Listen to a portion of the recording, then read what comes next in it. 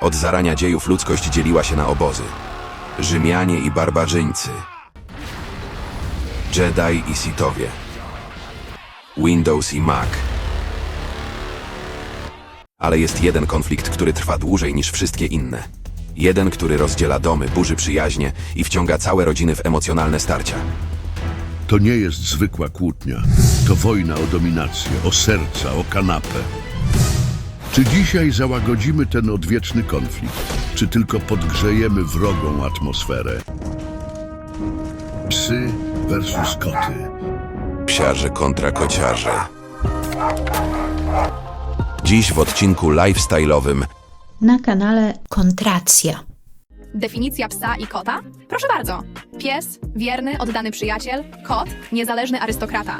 Ale co gdy głos zabiera druga strona? Posłuchajmy. Pies to jakby taki biologiczny odkurzacz do resztek jedzenia, z funkcją przywiązania emocjonalnego i wbudowanym systemem alarmowym. Szczeka na wszystko, co się rusza.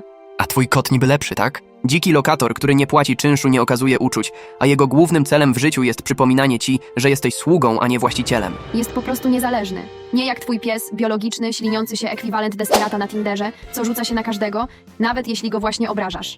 Dobra, wolę jego niż filozofa, który potrafi godzinami rozważać sens istnienia. Gdy dowcip zawodzi, pozostaje ostatnia deska ratunku. Cudza elokwencja. Kobiety i koty zawsze robią co chcą, więc mężczyźni i psy niech się z tym pogodzą. Robert Anson Heinlein. Lepszy jest pies żywy, aniżeli lew zdechły. Stary Testament, Księga Koheleta. Może tak bardziej obiektywnie, proszę. Aby człowiek miał dobry charakter, potrzebuje psa, który będzie go uwielbiał i kota, który będzie go ignorował. Derek Bruce. Psy patrzą na nas z szacunkiem, koty z pogardą, a świnie jak na równych sobie. Winston Churchill. Czy porównywanie psów i kotów w liczbach to jak mierzenie miłości linijką? Być może. Ale zanim się o tym przekonamy, spójrzmy na kilka faktów. Pies to najlepszy przyjaciel człowieka od jakichś 20 000 lat. Kot spóźnił się na imprezę o połowę tego czasu. Jest obecny w domostwach ludzi od około 10 000 lat. Psy pomagały w polowaniach, strzegły obozów, a koty? Czekały, aż ktoś w końcu przyniesie jedzenie. Masz ochotę na ogromnego doga niemieckiego czy malutkiego Yorka? Możesz wybrać spośród ponad 370 ras psów. Koty? Cóż, one twierdzą, że nie potrzebują tej różnorodności. Wszystkie i tak są panami domu. Ile mają ras? Jak to z kotami, bywa różnie. Od ponad 40 do 73 ras. Co kocia federacja, to inna statystyka. Ile psów i kotów biega po ziemi? Szacunkowo psy rządzą 900 milionów na świecie. Ale chwila, czy wszystkie to pupile domowe? Nie do końca. Spora część to włóczęgi żyjące na ulicach i w wiejskich osadach. Koty? 600 milionów. Ale w przeciwieństwie do psów, wiele z nich nawet nie udaje, że potrzebuje właściciela. Czy to kot domowy, czy niezależny włóczęga i tak rządzi swoim terenem. A jak wygląda sytuacja w Europie? Europa to prawdziwe Eldorado dla czworonogów. I tych szczekających, i tych mruczących. Na naszym kontynencie wygrywają koty. 129 milionów do 106. I są o 2% bardziej popularne w gospodarstwach domowych. Najwięcej kotów żyje w Rosji, 23 miliony. To jakby cała Moskwa i Petersburg wypełniły się czworonogami. Czy to jeszcze zwierzęta domowe, czy już rządzący krajem oligarchowie w futrze? Na podium kocich liderów mamy także Niemcy. Ponad 15 milionów indywidualistów i sąsiednią Francję, która wkrótce będzie domem także dla 15 milionów kociaków. Co do psów, to Rosja znowu na pierwszym miejscu. Ma ponad 17 milionów merdających ogonów. Wielka Brytania. Blisko 13 milionów i pewnie każdy z nich wie, jak poprosić o herbatę. Niemcy? Solidne 10,6 miliona. Wiadomo, Ordnung i pies przy nodze. W Polsce z kolei szala przechyla się na korzyść psiarzy. Mamy ponad 8 milionów psów. To 6. miejsce w Europie i o 1 milion mniej kotów, co plasuje nas na 7. miejscu. Jesteśmy drugim narodem w Europie pod względem gospodarstw domowych, które posiadają przynajmniej jednego z 2 zwierzaków. Nie każdy zwierz znajdzie jednak domowe lokum. Tu psy cierpią bardziej, bo z bytów nie podchodzą do człowieka. I niestety to właśnie one częściej trafiają do schronisk. Koty? Cóż, większość z nich żyje na własnych warunkach, nawet jeśli oznacza to bezdomność. A patrząc z innej strony, czy można wycenić miłość? Oczywiście. Za 2 miliony dolarów możesz kupić najdroższego psa świata. Kot? 20 razy mniej.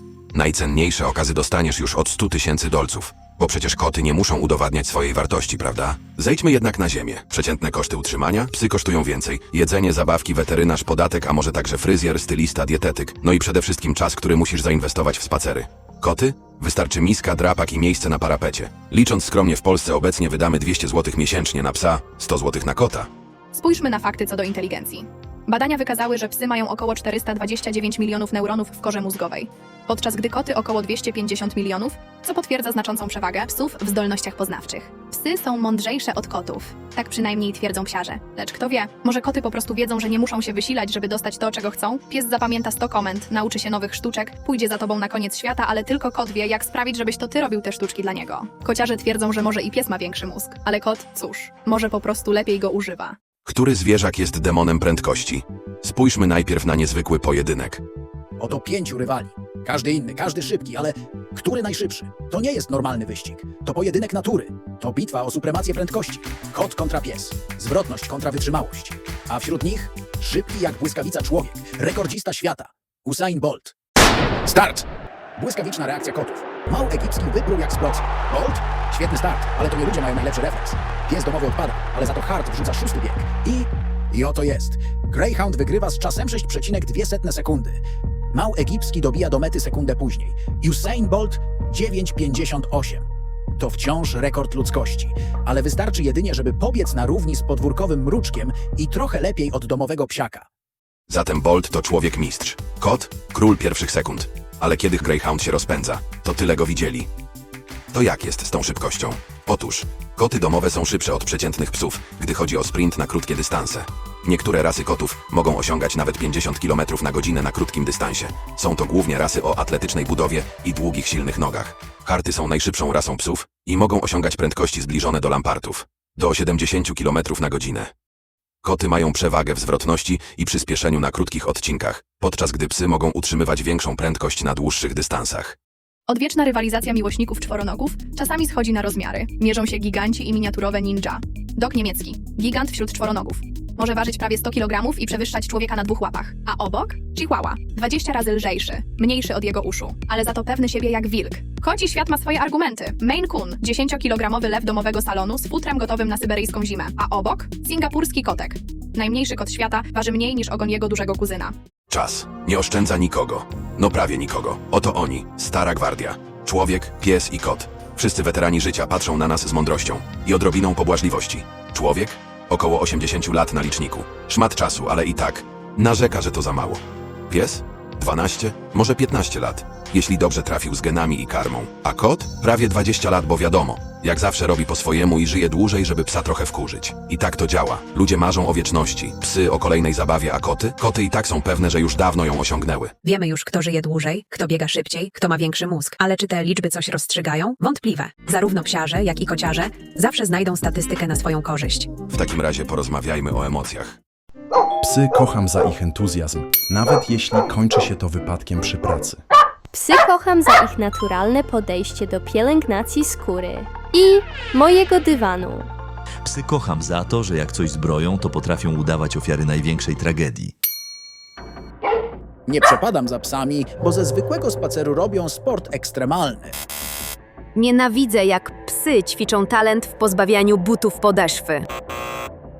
Nie lubię psów za ich nagłe zapędy artystyczne o 3:00 w nocy.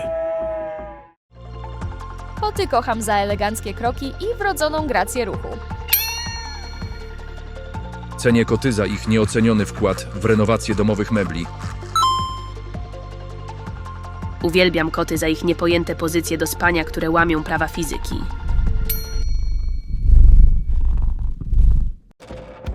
Nie znoszę kotów za ich metodyczne podejście do destrukcji. Koty działają mi na nerwy przez niekończące się długie, egzystencjalne rozmyślania w kuwecie. Nie znoszę kotów za ich nagłe ataki na rzeczy, które nie istnieją. To zaburza mój psychiczny dobrostan. Zamieńmy smycze i kuwety na mikrofony. Może lekko kąśliwa wymiana zdań sprawi, że psiarze i kociarze choć przez chwilę inaczej spojrzą na swoje pupile. Pomyślałeś kiedyś, że twój pies wita cię zawsze tak radośnie, jak witałby złodzieja lub każdego gościa z parówką w ręku? A ty dobrze się czujesz, wiedząc, że kot rozumie swoje imię, ale i tak je ignoruje, bo masz dla niego wartość starej gazety? Nie wiem, czy wiesz, ale twój pies jest zawsze przy tobie, bo w sumie nie ma pojęcia, jak działa klamka. Ciekawe, dlaczego nie dziwi cię fakt, że kot potrafi przynieść martwą mysz albo zdechłego ptaka, ale jeśli dasz mu jedzenie minutę po czasie, to patrzy na ciebie jak na najgorszego oprawcę? Ja się za to zastanawiam. Co czujesz, gdy pies zmusza cię do wyjścia w najgorszą pogodę o świcie? Nawet jeśli nie masz pracy ani ochoty na życie. No jasne, kot nie potrzebuje spaceru, bo uprawia parkour po twoich doniczkach. Czy to nie wzruszające, że twój pies idzie za tobą wszędzie? Chyba że usłyszy odkurzacz lub otworzysz parasol, bo wtedy ucieka, a jego świat się nagle rozpada. Skoro o sprzątaniu to twój kot, traktujecie jak służącą, no wiesz, panią od kuwety. A ty nazywasz to charakterem? No tak, bo pies to ma osobowość, że z równą pasją obdarowuje uczuciem twoje buty, firanki i nogę sąsiada. Lepszy przytulas do buta od kota, który leży na twoich drogich ubraniach i patrzy jak walczysz z sierścią, nieprawdaż? Czy trudne pytania przełamały lody? Jeśli nie, zbóżmy kilka mitów dotyczących naszych czworonożnych przyjaciół. Mity dotyczące psów. Mit pierwszy. Psy widzą świat czarno-biały. Fakt. Psy mają ograniczone widzenie barw, ale rozróżniają żółcie, błękity i odcienie szarości. Ich widzenie przypomina daltonizm czerwono-zielony u ludzi. Podczas zawodów agility, tor przeszkód dla psów, zauważono, że psy lepiej rozpoznają przeszkody w kolorze niebieskim i żółtym niż w czerwonym czy zielonym. Właśnie dlatego wiele profesjonalnych torów jest zaprojektowanych w tych kolorach. Psy je widzą wyraźniej. Mit drugi. Merdanie ogonem zawsze oznacza radość. Jakie są fakty? Psy mogą merdać ogonem również w sytuacji stresu, niepokoju lub agresji. Kluczowy jest cały język ciała, nie tylko ogon. W schroniskach często obserwuje się psy, które merdają ogonem, ale jednocześnie mają skulone ciało i nisko opuszczoną głowę. Oznacza to strach, a nie radość. Wielu ludzi, myśląc, że pies jest szczęśliwy, podchodzi do niego zbyt szybko, co może skończyć się ugryzieniem. Mit trzeci. Wilk jako przodek psa oznacza, że psy muszą być dominowane w stylu alfa. Model dominacji alfa u wilków w warunkach naturalnych został obalony. Psy nie są wilkami. Ich zachowania społeczne różnią się od swoich dzikich przodków. Lepsze efekty w wychowaniu daje pozytywne wzmacnianie niż metody dominacji. Kontrowersyjny psycholog psów Cezar Millan promował metody dominacji w ich szkoleniu, ale wielu trenerów i behawiorystów odkryło, że pozytywne wzmocnienie działa znacznie lepiej. Psy, które były szkolone metodami dominacyjnymi, często wykazywały lęk lub agresję zamiast posłuszeństwa. W rzeczywistości psy uczą się przez współpracę, a nie rywalizację z właścicielem. Mity o kotach. Mit pierwszy. Kot zawsze spada na 4 łapy. Jakie są fakty? Koty mają świetny refleks i tak zwany odruch wyprostny, ale nie zawsze zdążą się obrócić przy upadku, zwłaszcza z małej wysokości. Z kolei upadki z dużej wysokości, tak zwany syndrom wysokiego piętra, mogą kończyć się obrażeniami wewnętrznymi lub poważnymi złamaniami. Niektóre badania dotyczące syndromu wysokiego piętra pokazały, że koty, które spadały z niższych kondygnacji, częściej łamały łapy niż te, które spadały z większych wysokości. Przypisuje się to możliwości osiągnięcia przez koty końcowej prędkości spadania i przyjęcia pozycji spadochronowej. To zmniejsza siłę uderzenia. Mit drugi. Koty są samotnikami i nie przywiązują się do ludzi. Fakty? Koty przywiązują się do swoich opiekunów, choć inaczej niż psy. Mogą tęsknić, być zazdrosne i szukać kontaktu, ale okazują to subtelniej. W eksperymencie przeprowadzonym na Uniwersytecie Stanowym w Oregonie udowodniono, że koty wykazują styl przywiązania podobny do psów i dzieci. Gdy opiekunowie w zaplanowanych sesjach opuszczali pokój, a potem wracali, koty reagowały na nich w porównywalny sposób. Mit trzeci. Mleko to idealny napój dla kota. Fakty? Większość dorosłych kotów ma nietolerancję laktozy i picie mleka może powodować u nich problemy gastryczne. Woda to najlepszy napój dla kota. Przez wieki mleko uchodziło za klasyczny napój dla kotów, utrwalone w literaturze i filmach. Jednak w drugiej połowie XX wieku weterynarze zauważyli, że regularne picie mleka powoduje u kotów problemy żołądkowe i odwodnienie. Po przejściu na wodę i odpowiednią dietę objawy szybko ustępowały. Kilka mitów obalonych, teraz zmiana kursu. Zobaczmy, jak głęboko właściciele zwierzaków sięgają do portfeli, by umilić im życie. Psy czy koty, nieważne. Właściciele czworonogów prześcigają się w pomysłach, by ich pupilom żyło się jak najlepiej. Nie oszukujmy się. Biznes też na tym nieźle wychodzi. Tu się kręci niezły pieniądz. Sprawdźmy, jak rozwijają się niektóre, zwłaszcza te bardziej ekstrawaganckie trendy. Zaczynamy od psów. Luksusowe hotele. Hotel dla psa. To nie Buda, to resort all inclusive. Baseny, spacery personalizowane, a na koniec dnia masaż relaksacyjny. Pieskie życie. Tak, ale w wersji VIP. Yoga to yoga z futrzanym partnerem. Skłony, relaks, a obok pies, który z rozkoszą przewraca się na plecy i prostu czeka na smaczek. Tatuaże. Tatuaż psa to symbol wierności. Łapka na nadgarstku, realistyczny portret na ramieniu. Pamiątka na całe życie. Akcesoria premium. Luksusowe legowisko? Pies już nie śpi na kanapie. Teraz ma własne łóżko, większe niż twoje. Kryształowa obroża? No cóż, pies błyszczy nie tylko charakterem, ale i diamentami. Festiwale i wystawy? Moda to nie tylko sweterki na zimę. To wyrafinowane krawiectwo. Psy na wybiegach, flesze aparatów. Oto prawdziwe dog walk. Profesjonalne salony grumerskie. Fryzjer dla psa? Jasne. Najmodniejsze cięcie. Pazury pod kolor obroży i kąpiel z olejkiem kokosowym. Bo co to za życie, jeśli nie wyglądasz jak gwiazda? Zdrowe odżywianie i suplementy diety. Karmy bezzbożowe. Olej z łososia. Pies je już lepiej niż niejedna gwiazda fitness. A jak do tego dodamy probiotyki? Prawdziwy wellness. Na 4 łapach. Opieka psychiatryczna. Psi i terapeuta? Oczywiście. Leczymy lęk separacyjny, depresję po stracie ulubionej piłki i traumę po wizycie u weterynarza. Terapia grupowa? Może być, ale najlepiej z przekąskami. Imprezy tematyczne, psie urodziny, tort z indykiem, czapeczki na uszach i tłum merdających gości. A psie wesele? No cóż, obrączek nie ma, ale przysięga na dożywotni aport. Obowiązkowa.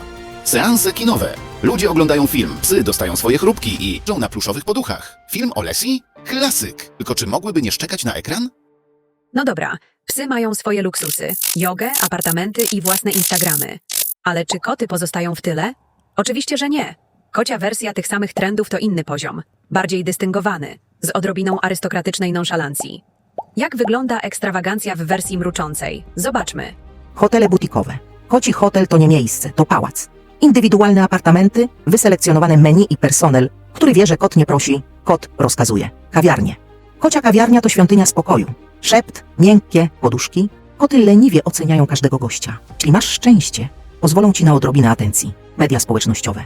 Tu rządzi estetyka, tajemnicze spojrzenia, majestatyczne pozy i zdjęcia lepsze niż w magazynie Vogue.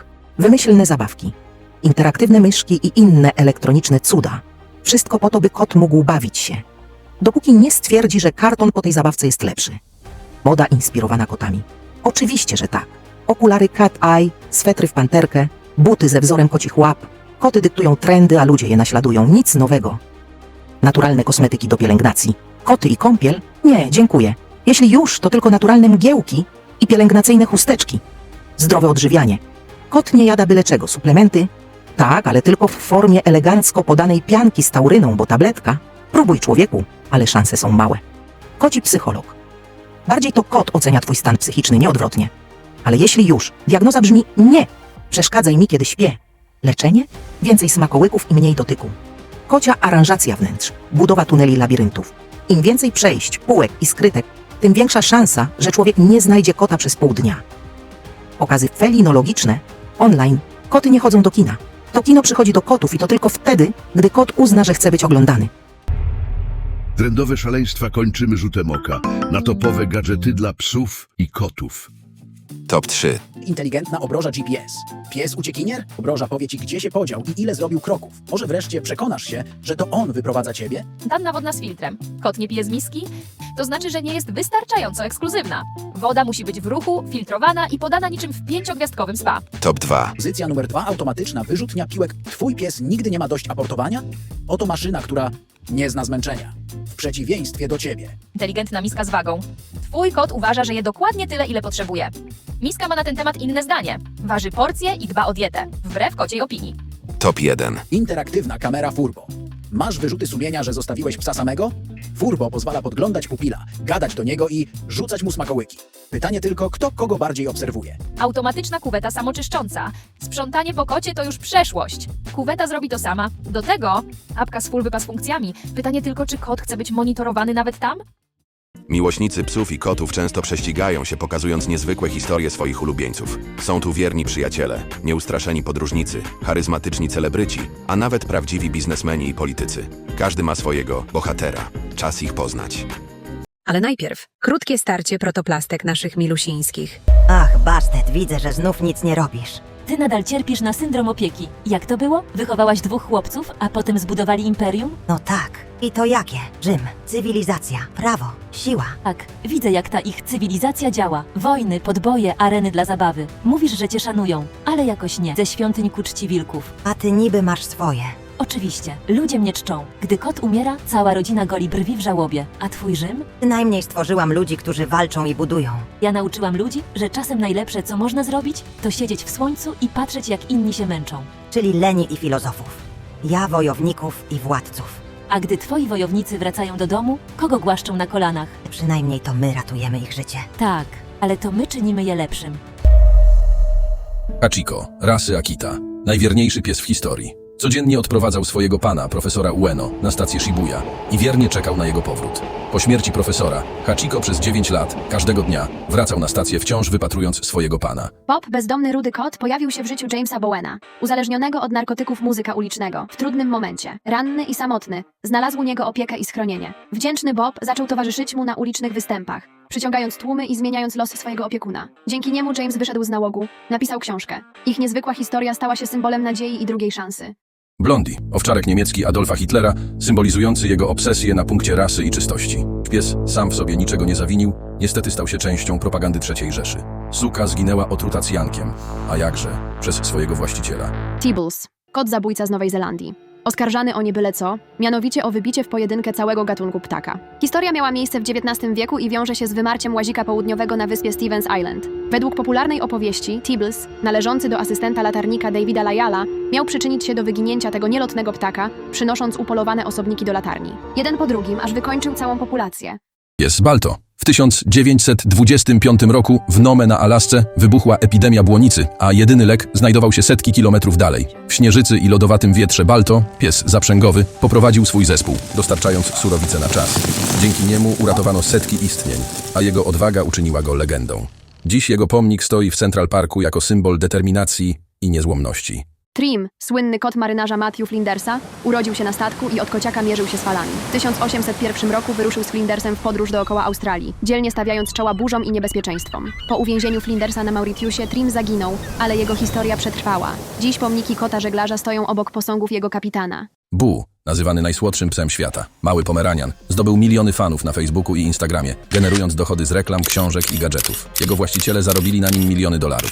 Grumpy Cat, internetowy megacelebryta. Majątek szacowany na 99 milionów dolarów. Prawdziwe imię Tartar Sauce zdobył sławę dzięki swojemu wiecznie niezadowolonemu wyrazowi pyszczka. Stał się twarzą memów, książek, filmów i gadżetów, przynosząc swojej właścicielce bogactwo. Występował w reklamach, pojawiał się w programach telewizyjnych i miał swoją linię produktów. Po śmierci jego wizerunek nadal przynosi zyski. Conchita, chihuahua, kochająca luksus, była oczkiem w głowie milionerki Gail Posner. Miała własną garderobę, diamentowe obroże i spała w łóżku za 15 000 dolarów. Po śmierci właścicielki odziedziczyła kilka milionów dolarów i willę w Miami, stając się jednym z najbogatszych zwierząt świata. Chupette to jeszcze bogatsza dziedziczka. Biała birmańska kotka Karla Lagerfelda. Żyła jak prawdziwa ikona luksusu. Miała własne służki, prywatnego kucharza i podróżowała prywatnymi odrzutowcami. Po śmierci Lagerfelda odziedziczyła część jego majątku, cementując swój wyjątkowy koci status. Łajka, bezdomna suczka z moskiewskich ulic, została wybrana do misji, która zmieniła historię. 3 listopada 1957 roku, jako pierwsze żywe stworzenie, poleciała na orbitę w radzieckim Sputniku 2. Nie było dla niej powrotu. Historia, która nie powinna się zdarzyć, choć otworzyła drogę do załogowych lotów kosmicznych. Kot Schrödingera to najbardziej tajemniczy kot nauki.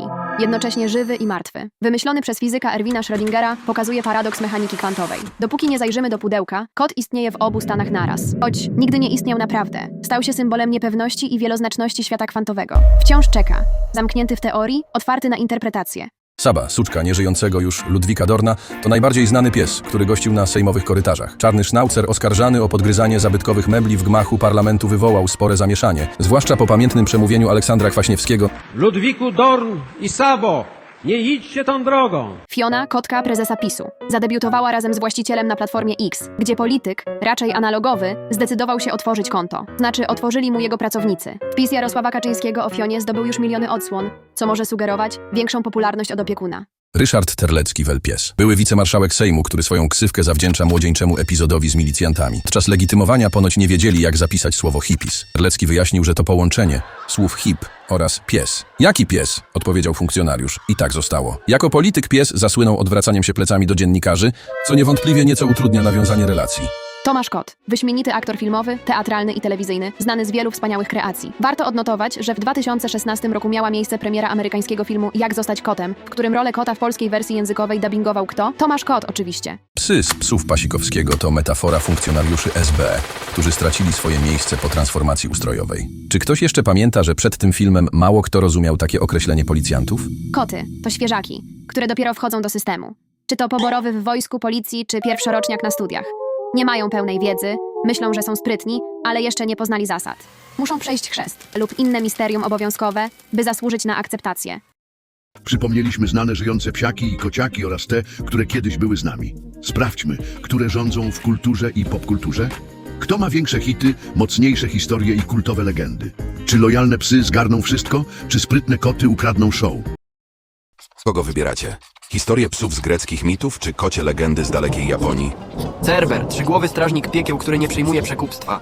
Mityczny pies, który budzi grozę i jest najlepszym bramkarzem w historii. Maneki Neko. Uroczy kotek z uniesioną łapką to absolutna ikona Azji.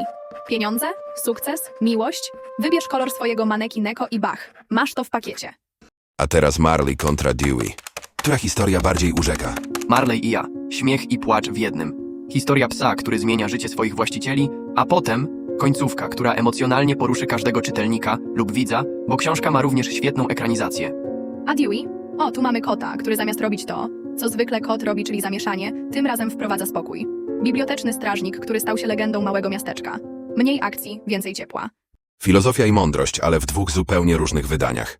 Lis z Małego Księcia, mimo że nie stricte pies, to jednak z tych psowatych. Spokojny, melancholijny. Oswoić to dla niego słowo klucz. Tłumaczy dzieciakom, ale i dorosłym, czym jest przyjaźń. Kot z Cheshire. Uśmiech, który zostaje nawet jak cały kot znika. Mistrz zagadek, ironii i pokazywania Alicji, że rzeczywistość jest, cóż, względna. Inteligencja na najwyższym poziomie, ale bez taryfy ulgowej.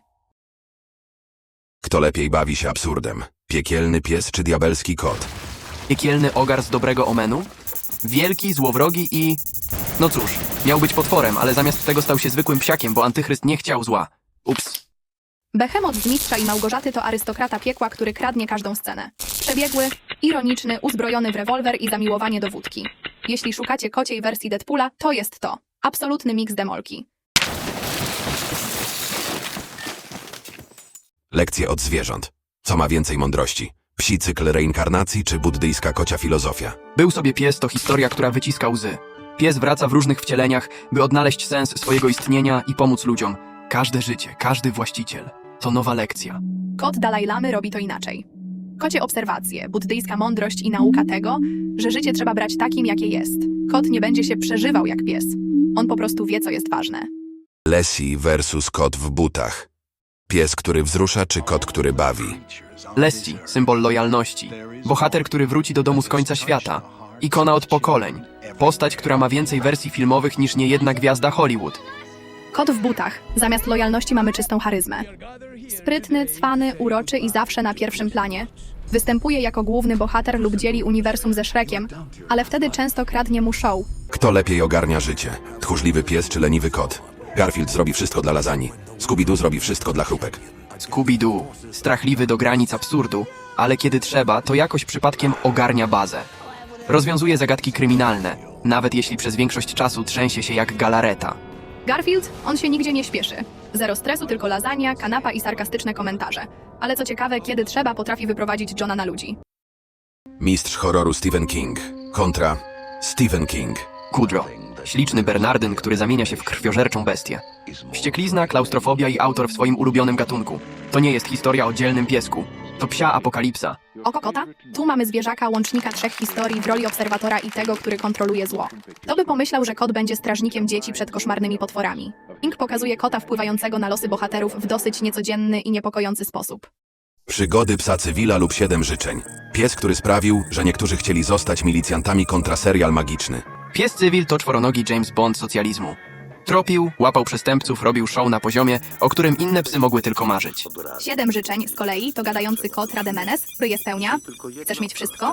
To masz. Najlepszy deal w historii. Problem w tym, że to PRL. A jak coś działa za dobrze, to musi mieć haczyk. Czyli klasyka gatunku. Czy Reksio wychował całe pokolenia dzieciaków?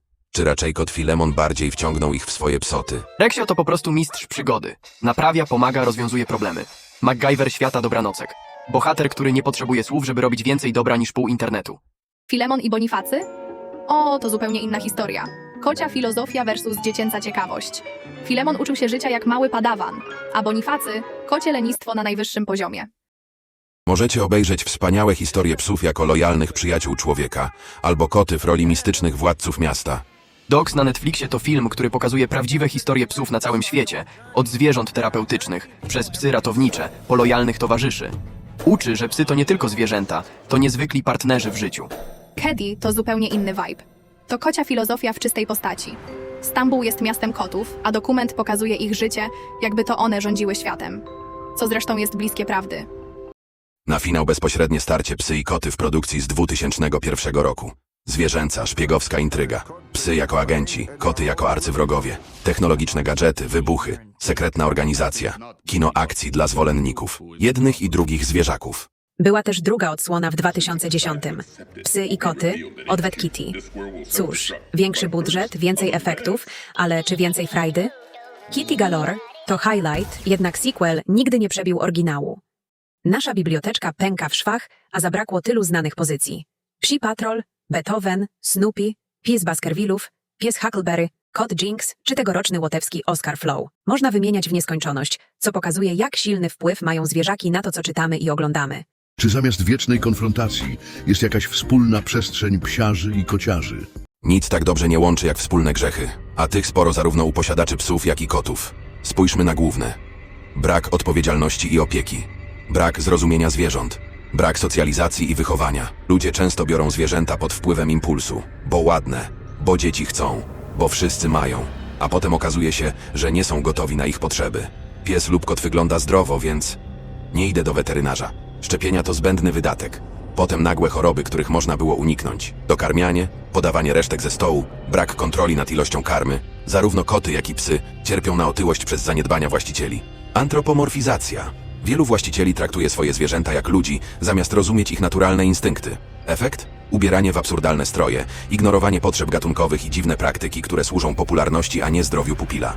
Brak podstawowej wiedzy o komunikacji zwierząt prowadzi do nieporozumień i niepotrzebnych konfliktów. Ludzie źle interpretują sygnały wysyłane przez psy i koty. Pies warczy, jest agresywny, a może po prostu mówi: czuję się niepewnie, zostaw mnie w spokoju. Kot macha ogonem? O, jest zadowolony. Nie, raczej zirytowany. Psy trzymane w domach bez spacerów lub tylko na krótkim wyjściu za potrzebą. Koty w 4 ścianach bez drapaków, zabawek i możliwości wyładowania instynktu łowcy. Oba scenariusze prowadzą do frustracji, destrukcyjnych zachowań i problemów zdrowotnych. Często właściciele myślą, że jakoś się samo ułoży. Nie, nie ułoży się. Kochać, tak, ale z rozsądkiem. Brak stanowczości to pobłażanie.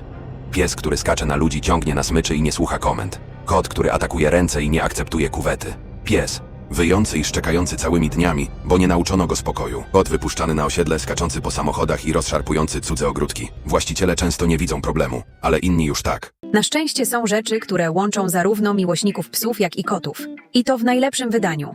Na przykład prawdziwa miłość i odwzajemniona wierność do zwierząt. Wrażliwość, empatia, budowanie więzi i społeczności.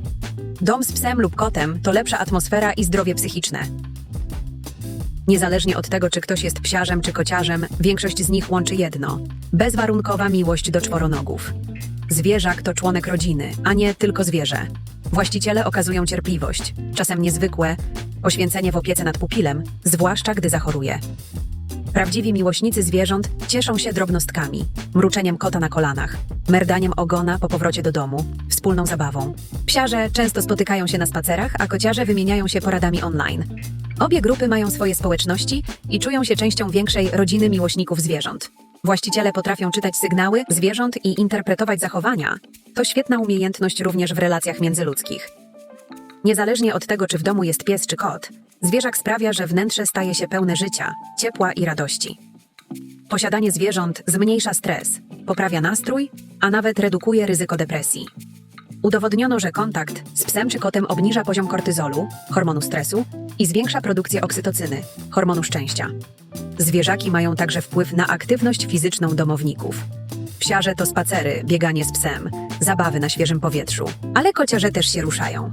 Zabawa w polowanie, tor przeszkód, trening z kotem na smyczy. Tak, to możliwe.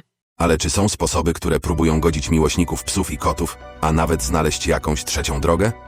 Oto kilka podejść. Jeśli ktoś kocha psy, ale nie ma warunków na dużego czworonoga, może wybrać kota, który zachowuje się jak pies, na przykład kot syjamski czy Maine Coon. Z kolei osoby, które uwielbiają kociaki, ale nie mogą ich mieć, na przykład z powodu uczulenia, będą uradowane wybierając rasy psów, które są bardziej niezależne, tak jak koty. Takie psy to m.in. Basenji czy Shiba Inu. Niektórzy szukają złotego środka, wybierając zwierzęta o cechach hybrydowych. Lis fenecki. Inteligentny jak kot, towarzyski jak pies. Fenek to małe, skaczące ADHD z uszami większymi niż jego zdrowy rozsądek. Prawdopodobnie to on. Jest pierwowzorem liska z Małego Księcia. Uwielbia kontakt z człowiekiem, ale równie chętnie ucieknie przez najmniejszą dziurę w ogrodzeniu. Kot abisyński. Wyjątkowo aktywny i lojalny jak pies. Jeśli zawsze marzyłeś o psie, ale życie w bloku cię ogranicza, oto kot abisyński. Wierny, skoczny i zawsze gotowy do zabawy. Nie ignoruje cię jak typowy kot. Przeciwnie, jest wszędzie, zawsze i na zawsze. Brzmi super? Do momentu, gdy spróbujesz posiedzieć w spokoju. Są też tacy, którzy nie mogą się zdecydować i w desperacji wybierają zupełnie inne zwierzę. Zamiast towarzyskiego psa czy niezależnego kota, kończą z królikiem, chomikiem, papugą lub żółwiem. W teorii miało być łatwiej, mniejsze wymagania, mniej obowiązków, ale w praktyce okazuje się, że każda z tych alternatyw ma swój własny zestaw problemów. Królik przegryza kable, chomik robi hałas w nocy, kanarek drze się od świtu, a żółw chowa się w skorupie. Sztuczne psy i koty. Czyż nie brzmi to wspaniale dla tych, którzy pragną towarzystwa bez obowiązków? Od czasów szału na Tamagotchi, gdzie pikselowe stworki domagały się naszej uwagi, technologia poszła naprzód. Miłośnicy psów z grubym portfelem mogą nabyć od Xiaomi czworonożnego psa robota. Cyberdoga z głową Dobermana Pinchera wyposażono w liczne czujniki, w tym lidar i kamery. Unika przeszkód, rozpoznaje twarz i głos. Dzięki specjalnym siłownikom potrafi skakać, a nawet zrobić salto. Kociarze za kilkanaście tysięcy złotych mogą dostać opracowanego przez firmę Elephant Robotics bionicznego kota. Umie pocieszać i zaskakiwać właściciela. Odczuwa dotyk, rozróżnia głosy i twarze, a także bawi się zabawkami. Rozwój AI spowodował, że furorę przeżywają na nowo wirtualne zwierzaki. Fenomen internetowych kotów, takich jak Chubby, który zdobył ponad 50 milionów wyświetleń na TikToku, pokazuje, że niektórym wystarcza widok uroczego futrzaka na ekranie, by poprawić sobie nastrój. Cyfrowe lub mechaniczne pupile mają swoje zalety. Nie zostawiają sierści na kanapie, ani nie wymagają spacerów w deszczu. Jednak z pewnością nie zastąpią ciepła prawdziwego futra i tego niepowtarzalnego błysku w oku. Najwięksi miłośnicy zwierząt twierdzą, że prawdziwe szczęście to mieć i psa, i kota. Według tej filozofii one doskonale się uzupełniają. Pies daje radość i aktywność, kot spokój i refleksję. A różnice między psami i kotami to tylko stereotypy. Kluczowe jest odpowiednie wychowanie i socjalizacja od młodego wieku. I tak dotarliśmy do końca tej epickiej batalii. Sprawdziliśmy liczby, emocje, zburzyliśmy kilka mitów, prześwietliliśmy trendy, przyjrzeliśmy się sławnym i niesławnym psom i kotom. Były filmy, książki, filozofia i próby znalezienia trzeciej drogi, w rezultacie której niektórzy skończyli z królikiem. Ale przecież cały ten konflikt nie jest naprawdę. A może jest inaczej? Miłośnicy psów i kotów, powiedzcie jak jest. Kandydaci na psiarzy i kociarzy, którzy dopiero wybieracie stronę. Pytajcie, zanim wpadniecie po uszy. A jeśli macie jeszcze siłę na więcej, w załączniku czeka żartobliwa bitwa na porzekadła. Czy lepiej mieć pieskie życie, czy może wystarczy kocia muzyka, by doprowadzić wszystkich do szału? Czy ktoś z was kiedyś wiernie trwał jak pies, czy raczej spadł na 4 łapy? Sprawdźcie i dorzućcie swoje propozycje. A teraz już czas, by przybić piątkę. I tak w ogóle. To super, że dotrwaliście do tego momentu. Do zobaczenia w kolejnych odcinkach. Proszę zasubskrybuj nasz kanał i sprawdź, jak badamy ścieranie się idei.